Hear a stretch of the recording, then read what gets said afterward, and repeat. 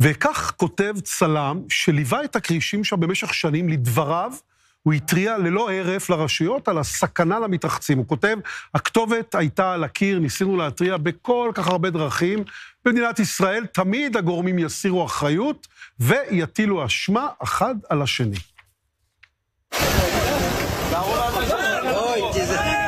תיזהר! אף אחד לא זז, כולם עומדים, לא זזים. לא לזוז, לא לזוז. ימצ'וק, לא לזוז. תודה, ביי. האתר הפך למוקד משיכה לפעילויות רבות שאינן מוסדרות, ושחלקן גורם לפגיעות ופציעות. דוגמאות אלו הן רק חלק מהפעילויות המסכנות את הקרישים והאדם. כן, ואנחנו איתרנו את מי שצילם את הסרטון הזה וגם התריע, הוא נמצא עכשיו בקוסטה ריקה. עצמון דגן, שלום לך. ערב טוב, שלום ניב. תראה, מה, הכתובת הייתה על הקיר, בוא נודה על האמת, אתה כבר הזהרת והתרעת שזה הולך לקרות אולי, מה שקרה. כן, חד משמעית לצערי, ובהחלט הכתובת הייתה על הקיר במשך שנים רבות, זה לא חדש מה שקורה שם. אבל זה חדש שהקריש ככה תוקף, אבל תקשיב, שאנחנו רואים את הסרטים ואת הצילומים, אני הייתי בהלם, עזוב אנשים שמבוגרים שמסכנים את עצמם ומשחקים עם קריש כאילו זה איזה חיית מחמד, ראיתי אבא עם הילדים שלו שמאפשר לקרישים ככה לחוג מסביב לילד הקטן שלו. מה, אנשים חשבו שזה איזה דג זהב? אני לא מבין. תראה, זה באמת מקומם, כאילו, אני לא יודע להסביר התנהגות כזאת. זה פשוט בלתי נתפס ובלתי סביר. אני בתור בן אדם שאוהב את הטבע, אוהב חיות, אתה יודע, גם לא חייב להיות איזה פריק של הדבר, פשוט לרגע לכבד את הסביבה שאתה נמצא בה, כן? אי אפשר פשוט להיכנס ככה למים ולתפוס בחיות ולהתנהג כאילו זה הכל שלך. כאילו, אנשים צריכים לבוא עם טיפה צניעות, עם טיפה חמלה, עם טיפה ענווה, לאיפה שנמצאים.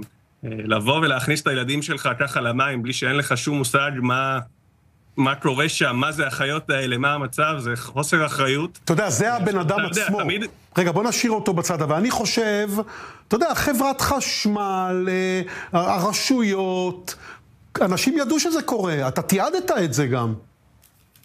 נכון, תיעדנו את זה, והיו מספר פגישות בזום, שאני הייתי בהם, מספר פגישות אחרות שאני גם לא הייתי נוכח בהם, ועדיין הנושא עלה. תראה, גם משרד להגנת הסביבה, גם רשות הטבע והגנים, גם עיריית חדרה וחברת חשמל, כל ארבעת הגורמים האלה היו מודעים היטב למה שקורה שם, ופשוט כל אחד זרק אחריות. מאחר והסיטואציה שם היא באמת מורכבת, כי התופעה היא על פניו היא לא טבעית, כלומר, הקרישים מגיעים לשם בגלל מהפליטה מהתחנה, אוקיי?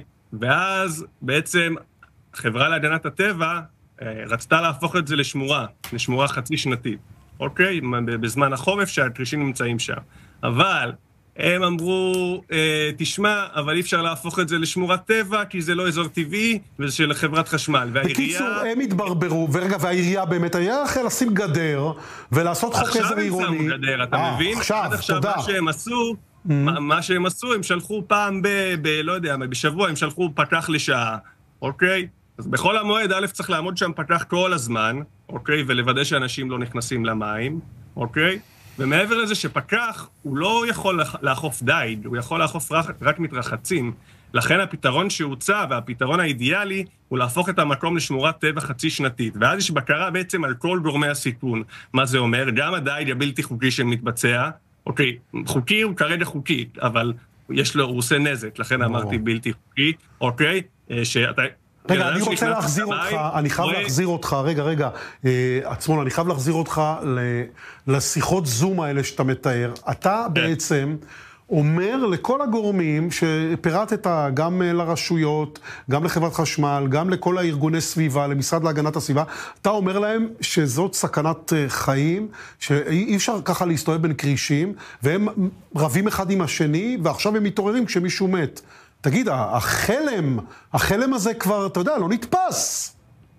כן, אתה יודע, זה הכי מכעיס והכי עצוב גם שבן אדם, החיים שלו נגמרו בגלל זה, אני פה בשביל להגן על הקרישים, כי בסופו של דבר הם אלה שגם ספגו את הכי הרבה בעיות, וכן, אנחנו יושבים בפגישת זום האלה, אני מדבר ומראה את מה שראיתי ותיעדתי בעיניים שלי ודרך המצלמה, ולידי יושבים החבר'ה המקצועיים, האקדמיים, המדענים, החברה להגנת הטבע שמביאים נתונים וסטטיסטיקות ותיעודים. וכלום לא עובד. אפילו, רק בחודש יוני האחרון אספתי במשך חודש שלם, תיעודים מה5 שנים האחרונות שהסתובבו בקבוצות, ברשתות החברתיות, בקבוצות של דייגים, ותיעודים של אנשים פרטיים, שמראה כל מה שקורה שם, שאנשים תופסים את הקרישים, שאנשים חובטים בהם עם משוטים, שסירות מנוע עוברות להם מעל הראש, שאנשים שאין להם מושג מה הם עושים, נכנסים לאתר ומסכנים את החיים של עצמם. אז בפגישות האלה, כל הדברים האלה הועלו. והועלו גם הפתרונות, והיה מספר פתרונות. לא, ברור, אני מבין את זה. תראה, השורה התחתונה, כנראה כמו ברוב המקרים פה, בכל המחדלים, אנשים צריכים למות, כדי שמשהו ישתנה, ובואו נקווה שזה עוד ישתנה, חכה. ואני קורא לרשות הטבע והגנים, לבוא ולעשות שם סדר. הם הגורם מספר 1, והם צריכים לבוא ולעשות שם סדר. כדאי שיתעוררו. תודה רבה. תודה.